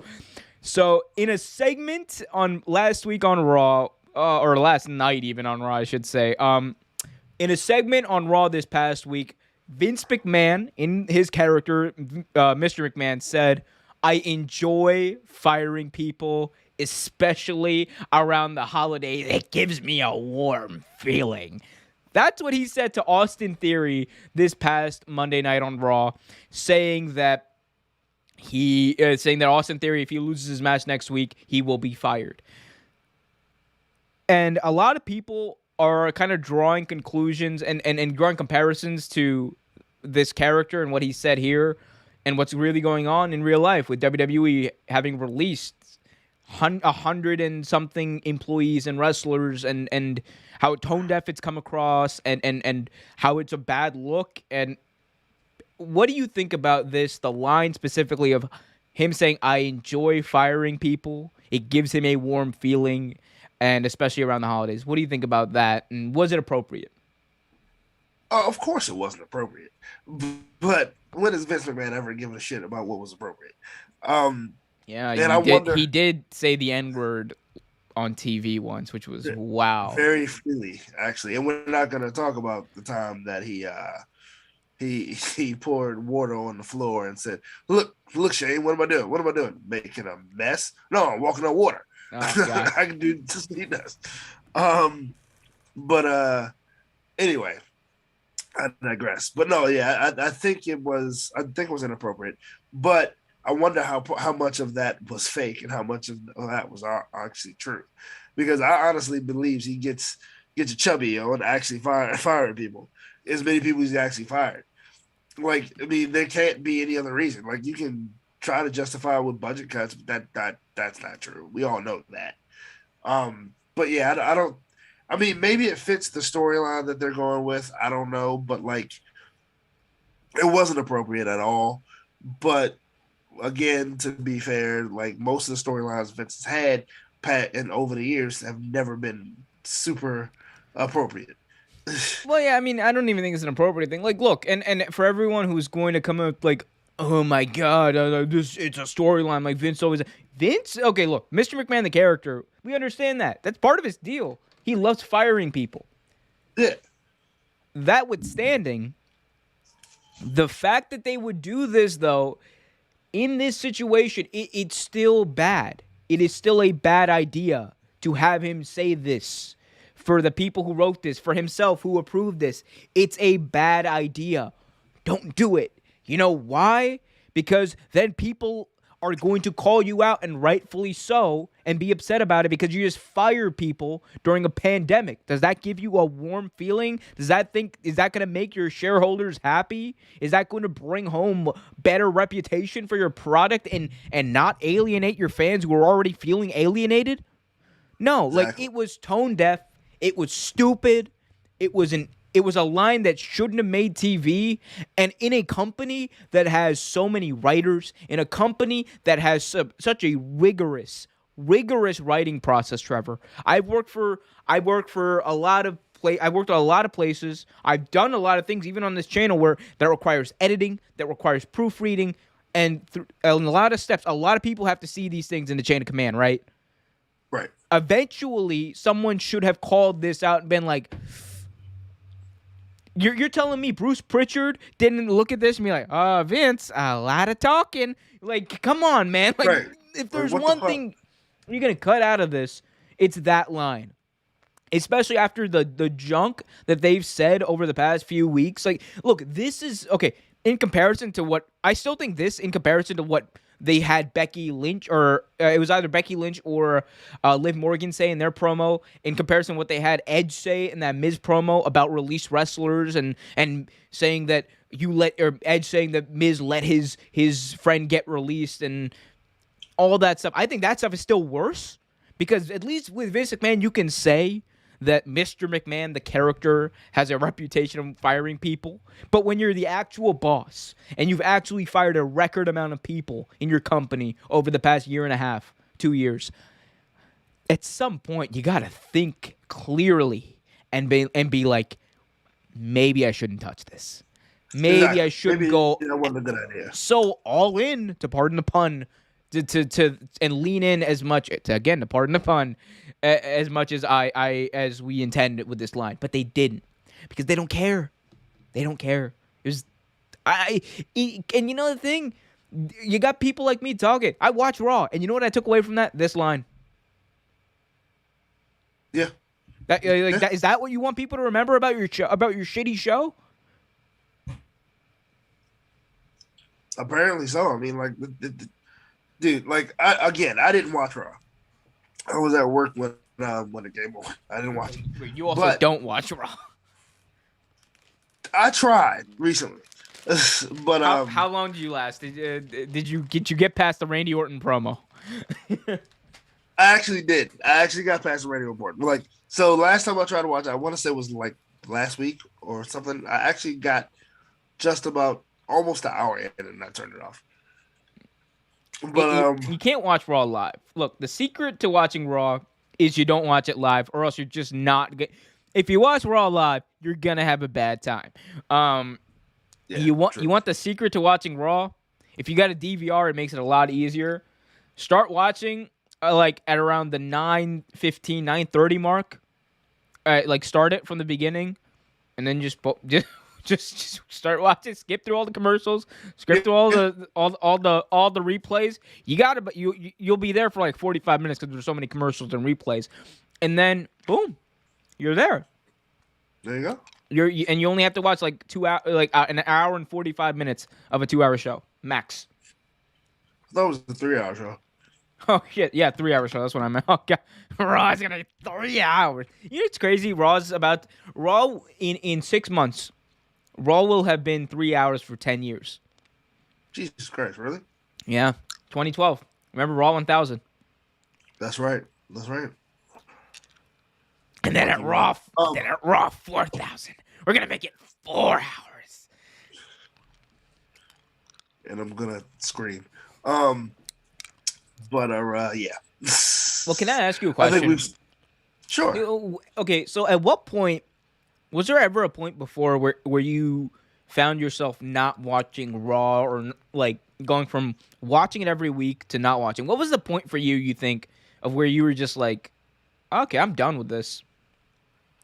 So like I think we've talked about this briefly. I watched wrestling for a very long time, right? And me and my brother both watch wrestling a lot. And so I think when they started doing the whole thing with Brock Lesnar holding the belt, like, and not defending it like that, I think that was part of it. But I think it also happened a little before then too. But I think that was definitely part of it, like, right? And there were also points where like storylines were happening and they didn't finish the storyline, or there were people that didn't push. Like, for instance, the whole Finn Balor thing, when Finn Balor came back and they never gave him another shot at the Universal title, that was another big thing. Using Leo Rush as a fucking valet for Bobby Lashley, that was another thing. Like, it was really a bunch of things together. Because at one point, NXT UK and NXT were the only things I watched besides SmackDown. And so, like, I just stopped watching Raw. Like, and like, honestly, until recently, until the pandemic, I didn't really watch Raw. It's so sad, man. Like, I mean, Raw is always like, I don't know what it. Maybe it's the fact that it's so sports entertainment oriented. Maybe that's why I've always kind of been like meh on Raw. Because Right. like Raw is the one I quit watching easier, like more frequently, or I find myself annoyed with more frequently over like throughout my life, and maybe that's why SmackDown's always kind of been the more wrestling show, even when they do all the brand splits. Still was the wrestling. Like 2016, by the way, 2016, 2017 SmackDown was probably some of the best stuff that WWE's done over the past like few years. Yep. Like, Sure like was. yeah, It was- like that was when AJ Styles, the champ that runs the camp, Dean Ambrose was WWE champion, Bray Wyatt got a swing with the belt, and then I think that's kind of where it ended when Bray Wyatt won the title, and then Randy Orton won it in that god awful match at WrestleMania, and then the modern day Maharaja won it, and then. Okay, and gladly AJ Styles took it back off of him and saved the day. Here I come to save the day. it was around that time it was pretty good. Like that was when what was that before or after Shane McMahon and the Miz were a tag team and The best in the world. the world. Yeah, that was Mrs. Dad. I was Stone Cold Mike Mizanin, baby. And when he was just beating the shit out of all the security. Oh, God, you got to love it. You got to love it. stuff. Face Miz. That was Face Miz. That was Face Miz, yeah. You only seen him like twice, so Yeah. Let's keep this WWE. Embrace the hate. As Kane would say with WWE. And Trevor, let's talk about one of our favorite wrestlers of all time, Mr. Company Man Punk. So CM Punk signed with AEW, which is a surprise to absolutely nobody. And I definitely didn't make a thing about this. Oh, wrong one. Whoops. We got AJ and Omos to talk about. I'm all discombobulated. I'm sorry. I'm sick. But this was a big development on Raw this week, and again, I don't know if you had a chance to see it, but I'll just kind of explain it. But so this past week on Raw, AJ and Omos broke up. They're done. So AJ and Omos lost a match, a tag team match, and after the match, AJ Styles confronted Omos. He smacked him. He tried to deliver some phenomenal forearms. Omos was not having it. He gave him a big choke slam, the big fireman's carry drop. And Omos said, the next time you see me, it's going to be in a match. So AJ and Omos are now broken up. Trevor, what do you think about this? The timing? Have they kind of done enough to build up Omos on his own to be on his own? Because it's a big step for his career. What do you think? Well, we talked about this before actually. We didn't think that it was going to take the belts off them right away. They waited a while. They did. But I thought the next step was to try to build this big behemoth is a force to be reckoned with. I mean, let's just be honest. It's never been a secret of what type of wrestlers of Vince McMahon likes, right? So we saw this coming a mile away. Now the question is, has Omos done enough to be on his own? I mean, I think you put him in a feud with the best person you possibly could, which is AJ Styles. AJ Styles can help put him over. He can help build him up. I think it's a great way of making Omos a force to be reckoned with. I think it's smart to put him in the ring with AJ Styles. Like, I mean, of course you let some guys job to him or whatever, but like if you really want to get Omos over, you put him in a match with someone that can help carry the match. It can help boost him up, and I think this is smart, very smart, because this will boost his career definitely. Omos is gonna beat Finn Balor at the next pay-per-view, or not the next pay-per-view, but at the Royal Rumble. That's gonna be. They're supposed to wrestle? No. That's my prediction. Like that's what I think the progression is. You have him wrestle AJ Styles beat him, and then you have him wrestle. I think Finn Balor's like apparently now the guy. You want someone to have a really good match against him, and you want that dude to go over.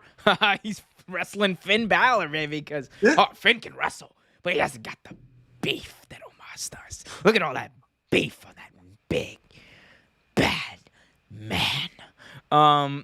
But yeah, that's what Vince McMahon would say. But no, in all seriousness, Omos. My biggest thing about this is, Omos has been very protected, and for good reason. He's newer to wrestling. He's been around, which I think is going to help him a lot. He's been around for a while, and he's been up and down the road with AJ Styles, and there's no one really better in the ring to work with than AJ Styles in the world. The best in the world, as we talked about earlier. But when we're talking about, someone who is bigger, someone who again, very protected, we haven't seen what he can really do on his own. That is what I'm going to be looking out for. And for all the people saying like, oh, he's going to fail, we don't know if he's good enough to do this yet. We're going to find out now because it's happened. Like there's no turning back now. We're going to see it. I think Omos has a really good chance to succeed. And it's not only, and it doesn't have a lot to do with the fact I'm a fan. I do like Omos and what he brings and his presence. He has amazing ring presence. Like we talked about Hook and how Hook had some of the best ring presence in the wrestling world. Omos is right up there as well. He's new, but he looks like he belongs and he looks like he gets it, which I think is going to help him as opposed to other people. Like remember Nathan Jones, like someone who obviously didn't get it. But I think Omos is going to do fine in that respect. It's just going to be, can he be quicker as quick in his development as someone like Braun Strowman was? Braun Strowman, basically like a year and a half after debuting on TV, boom, became like one of the biggest lightning rod like wrestlers there was because he was just showing up, beating people up, leaving, and he got over. Can he be that? Can he be something similar but different? We're gonna find out. There's a lot of things about Omos I like, and that make me feel like he's going to do that. The ring presence, I think, and being aware of the moment and where you are is gonna help him. And being with AJ Styles, it's just going to be up to, I think, just developing that ability to understand the ring psychology and all that, and knowing how to work different styles with different people. Right. Like, I mean, that's my biggest issue with Omos.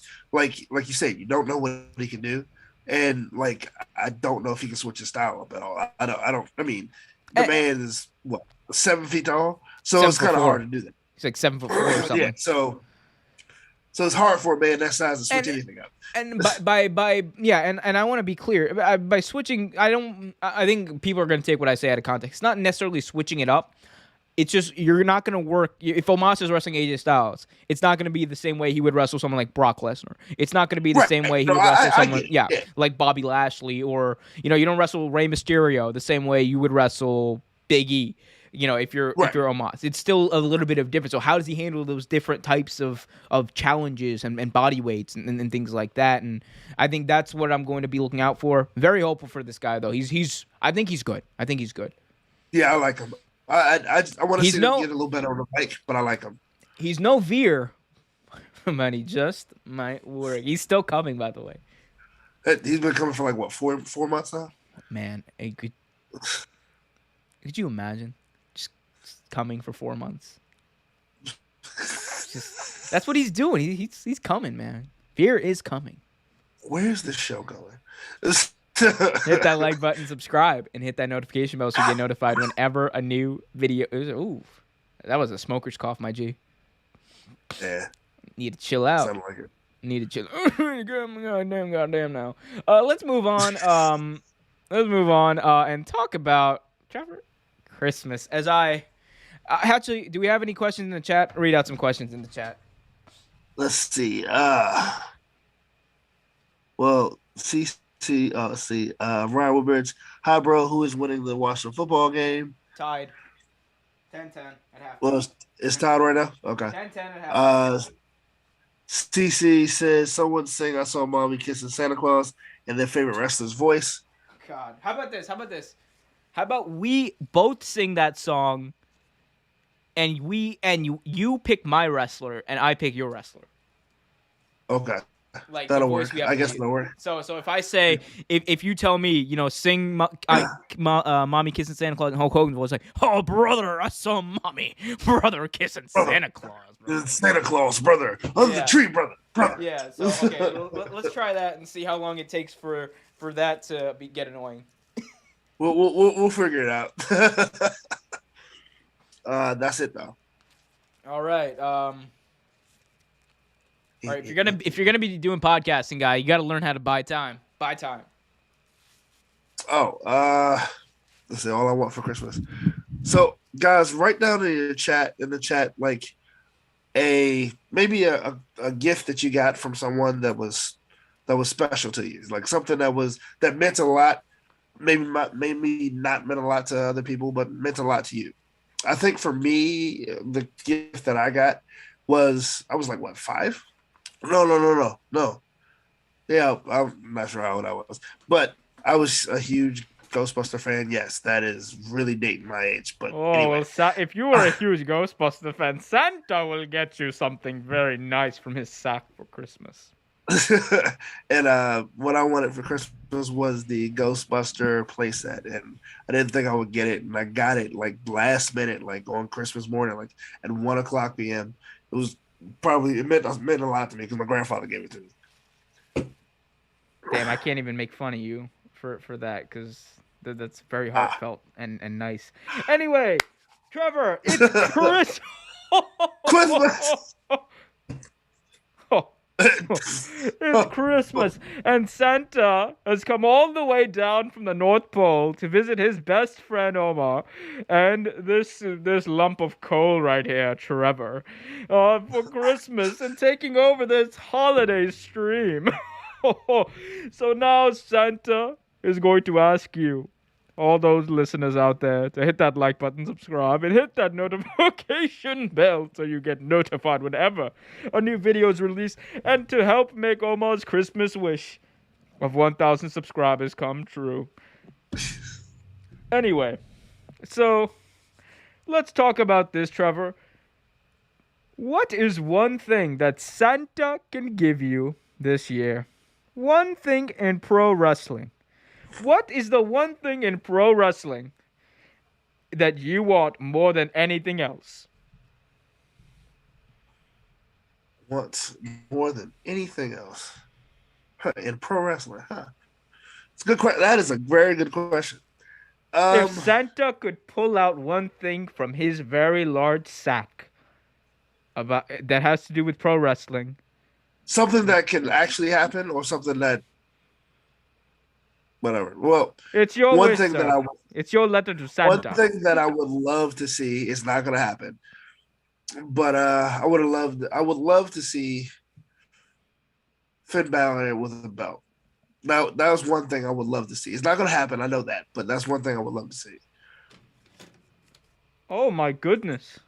You and Omar wish for the same thing. He asked Santa for the same thing. Are you serious? In his letter to Santa, it says, and I quote, "It's been over 5 goddamn years, and Finn Balor has yet to reclaim his Universal Championship that he's never lost.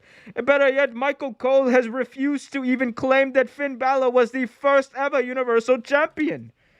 That's true. For Christmas this year, all I want is for Santa to deliver me Finn Balor having a goddamn Universal title reign." Yeah, that's exactly what I would want. It's not gonna happen, but that is one thing that love Santa has no control over, because WWE doesn't even know what they're doing. How will Santa know? Santa can't do that. Santa is just powerless. Santa's only one man. Santa is only one. He's a very jolly man with a very jolly sack. Continuing. Trevor, what is your favorite Christmas wrestling moment in history? Yes. I was just talking about this. Yes. But you know who Kane is, of course. Before many lumps of coal for him. before Kane was Kane, and before he was even Dr. Isaac Yakum, he had a horrible, fantastically horrible gimmick called the Christmas Creature. And Oh, this was back at USWA, the Memphis Wrestling Promotion, and he was the Christmas Creature. And they had a segment where he came out and beat the living snot out of Santa Claus. oh, Santa remembers that, brother. Oh, I mean,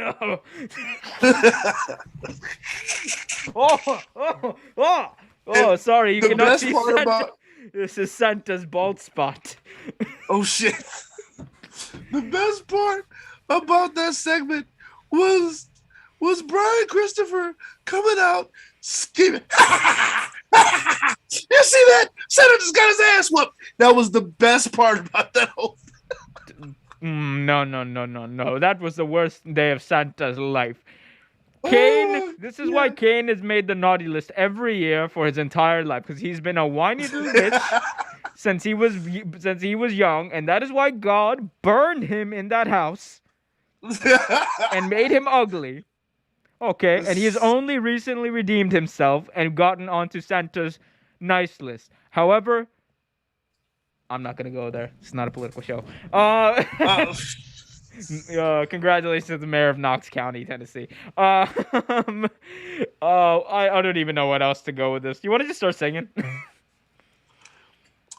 Sure. All right, If we both can, because I know my voice is shit too. Oh, well, you gotta go, buddy. You gotta go. All right. Okay. So, Trevor, Santa. Oh, something happened. He's back. This is going to be a wonderful show for the listeners this week. So Santa would like to ask you, Trevor. You must sing "I Saw Mommy Kissing Santa Claus" in the voice of Paul Heyman. I don't know if I can do that. Let's see. Oh yes. I don't know if I can do Paul Heyman. Just try it with me. Just say Barack Lesnar. Barack Lesnar. Let's see. I don't think I can do that. I can try it though. All right, who are you singing it? Well, whoever you want me to sing. Santa will sing in anyone's voice. I am Santa. I am Santa. Let's see. No, I don't think I should give you one that you can actually do. Nani? Let's see. Oh, okay. Stephen Pritchard. Who? Pritchard. Bruce Pritchard? I said Stephen Pritchard. Lord, I knew somebody named Stephen Pritchard. Sorry, Bruce Pritchard. Oh, by the way, who the fuck is Stephen Pritchard? I can't do him. I knew someone named Stephen Pritchard. Sorry, I grew up with him. Well, I saw Mommy kissing Santa Claus underneath that mistletoe last night, and you know what, Conrad? I saw Mommy kissing Santa Claus. Oh, I need to pull up the lyrics. 1 second. I should pull. Yeah, I don't remember the lyrics. Hold up, let me do the same. Yeah, this is amazing live experience. Okay, here we go. So it goes like this. Are we singing together or No. I'm singing. I'll sing in the Bruce Pritchard voice, and you got to find a way to sing in Paul Heyman's voice. Gotcha. This is amazing Christmas caroling that's about to happen to you. Well, should I do Bruce Pritchard or should I do Brother Love? Which one? Both are hilarious. Do Brother Love. Okay. I saw Mommy kissing Santa Claus underneath that mistletoe last night. She didn't see me. Are we just doing the first verse? down the stairs to have a peep. She thought that I was all tucked up in my bedroom, fast asleep. Then I saw Mommy tickle, Santa Claus, underneath his beard so snowy white. Oh,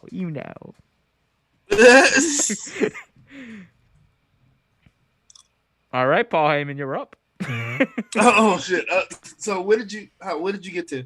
My G, just sing the first. Just sing it. Just start singing. Yeah, I just want to know where I should stop. That's all. Wow, just start singing, and we'll know when you have to stop. Don't worry. It's okay. It's not that deep. Just go. I was just wanting to fuck you. Anyway. Yeah. Oh, Cole. Adam Cole, baby.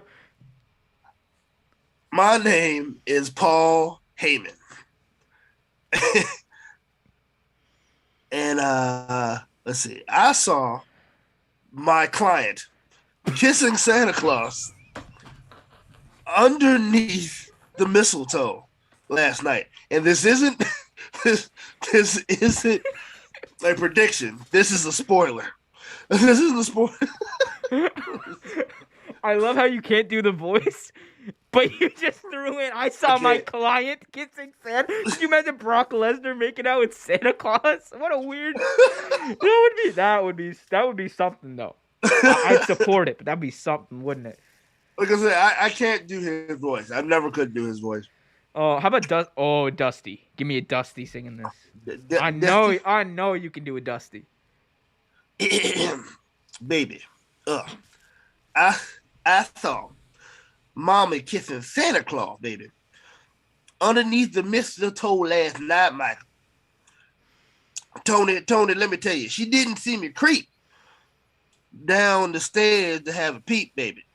She thought I was all tucked up in my bedroom fast asleep, child, let me tell you. Then I saw Mama tickle Santa Claus underneath his bed so snowy white.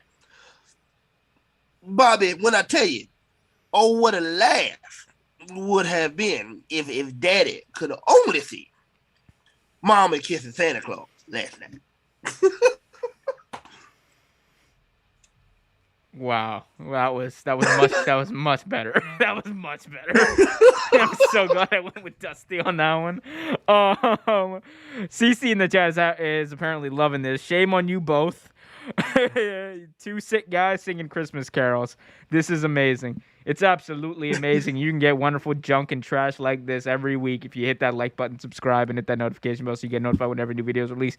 What else? Did anyone else say they want to sing? See us sing? Oh, Trevor. Can you sing Rock Around the Christmas Tree in Hulk Hogan's voice? Now, Rock Around the Christmas Tree, I don't really know the words. Look up the words. We got Google. Man, brother, you can't say I don't know the words. Because you know what? Brother. You can know the words, brother. Oh, brother. Here, how about this, brother? I'll sing it in Hogan's voice. You'll sing Hogan's voice? Okay. I'll sing Rock Around the Christmas Tree in Hogan's voice. That's what the people want. They want me to get over, brother. Brother. Let's see. Here we go. You about to say it? Oh, I got it, brother. All right, brother. Oh, brother, I'm rocking around the Christmas tree at the Christmas party hop. Mistletoe hung where you can see it. Every couple tries to stop. Rock around the Christmas tree. Let the Christmas spirit ring. Later we'll have some pumpkin pie. And we'll do some caroling, Mean Gene.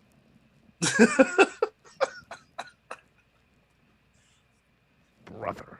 Do the second verse in Macho Man. Okay, you never want me to get well. Oh, well, I mean, if you can't, don't brother, worry about we'll it. do it. Oh, God. Oh, I look like Mordecai. You do. I look like, yeah. If you can physically do it, No, I'll do it. If you Just give me a can't, second. don't worry about it. Oh yeah. The cup of coffee in the big. I know that's your favorite to do. Oh yeah, oh yeah, let's do it. Oh my hair looks immaculate right now. Yeah. Oh, so rock around the Christmas tree. Yeah. At the time, let's restart it there, brother. I got some work. I can do 2 takes now. Rock around the Christmas tree at the Christmas party hop. Mistletoe hung where you can see. But Liz, you better not stop. Underneath that mistletoe, that is. Rock around the Christmas tree. Let the Christmas spirit ring. Like the Macho King's very blingy, luscious ring. Later we'll have some pumpkin pie. And we'll do some caroling. You'll get a sentimental feeling when you hear voices sing and let's be jolly. Deck the halls with boughs of holly. Rocking around the Christmas tree, having a crappy holiday. Everybody's dancing merrily, but Hulk, you better stay away.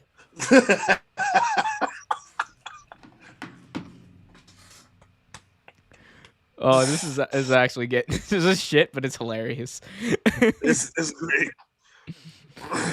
Oh, but and I gotta think of a song for you to do now. You're not doing rock around the Christmas tree.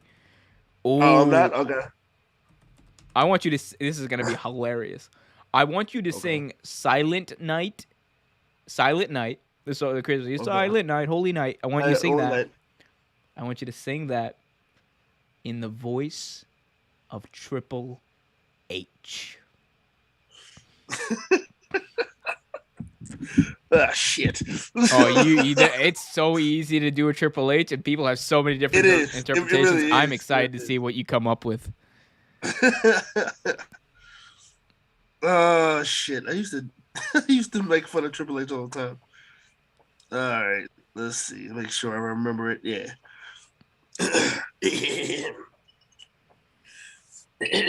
Let's do it. Come on.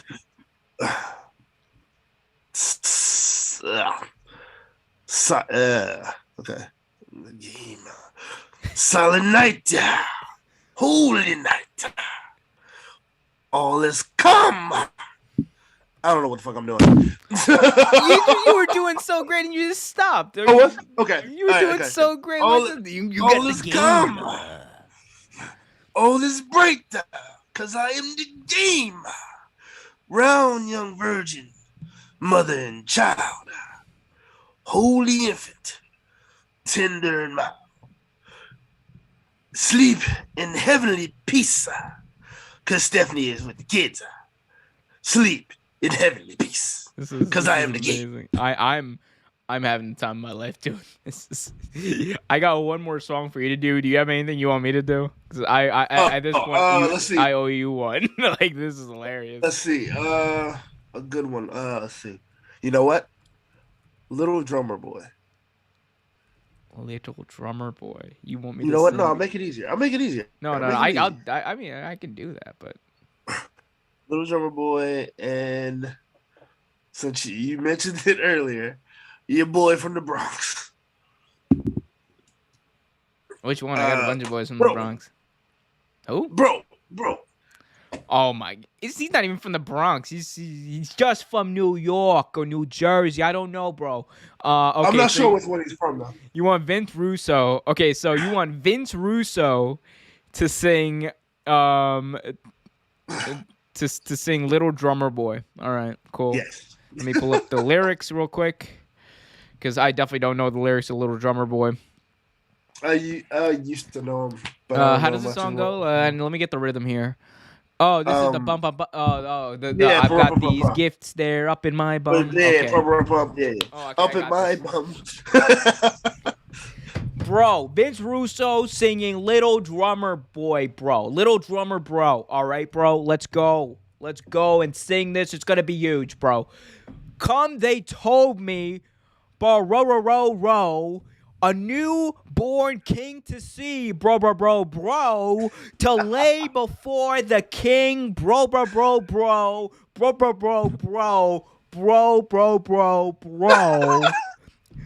So to honor him, bro, when we can, bro. Lou Judy Bagwell on a pole, bro.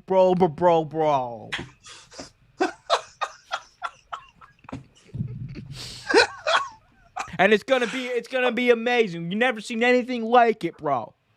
It's gonna be huge, bro. It's gonna be Merry huge. Christmas, you filthy animals, and a This is happy great. New Year. This is great. All right. Since I do that, I think I still owe you one after this, but I want you to sing. Oh, sing Jingle Bells. Okay. Sing Jingle Bells in the voice of Excalibur / Mojo Jojo. I don't even think you shouldn't have to look up the lyrics for this. No. Jingle bell, no. Jingle bells. Dashing No, through it's the dashing through snow the snow. in a one-horse open sleigh. Jingle Come bell. on. Okay, so. Everyone, come on, you got it. All right. This Friday night, dashing through the snow in a one-horse open sleigh. On the fields we go, laughing all the way. Ha ha ha ha.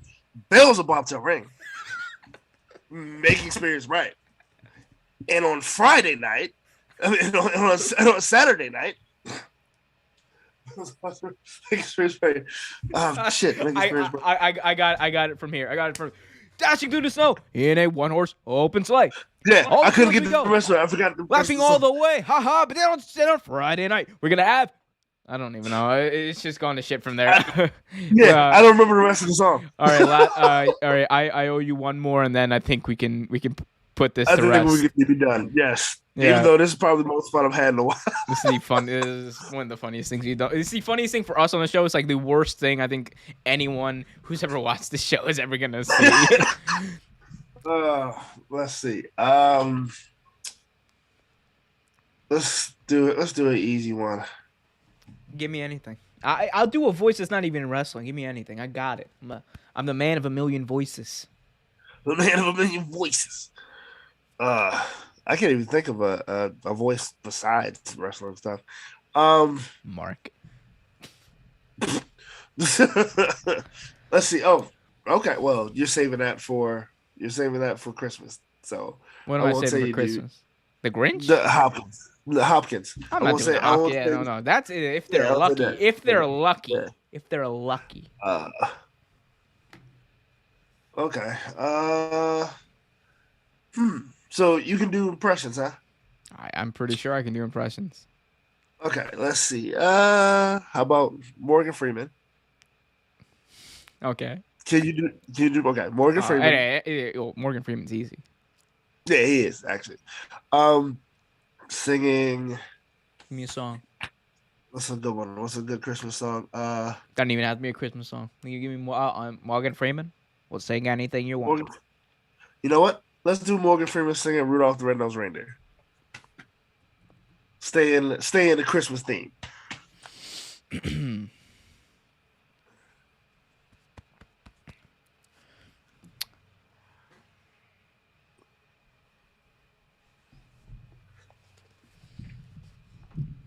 Rudolph the Red-Nosed Reindeer had a very shiny nose. And if you ever saw it, you could even say it glows. Now, all of the other reindeer used to call Andy Dufresne names. They never let poor Andy play in any reindeer games. But then one foggy Christmas Eve, me dressed as God came to say, Andy Dufresne, with your nose so bright, would you help me escape from jail tonight? I have been Morgan Freeman, reading this song.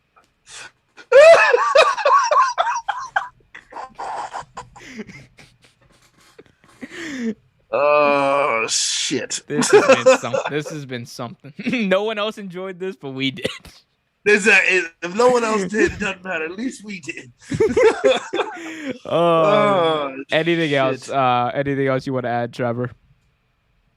Dude, guys, with all the rising of COVID and things and stuff in life and everything going on, hug your family a little tighter, love your friends a little longer, enjoy your holidays, and have a happy Christmas. Stay safe. Stay healthy. Uh, Mask up. Try to avoid Please. going outside for now. It's gonna be a rough few weeks, but please try to get through it. We've all, in some way, been faced with that, but try to get through it. Be safe. Be healthy. Enjoy life and enjoy your family and everyone who's on this wonderful journey of life with us. And tell people you love them. Merry Christmas. Happy holidays. Happy everything. And if you're just putting your feet up to just chill and you're not celebrating anything and you're just enjoying the holiday, enjoy the hell out of it because you deserve it. Until next time, for Trevor, I'm Homer Q. Keep it real.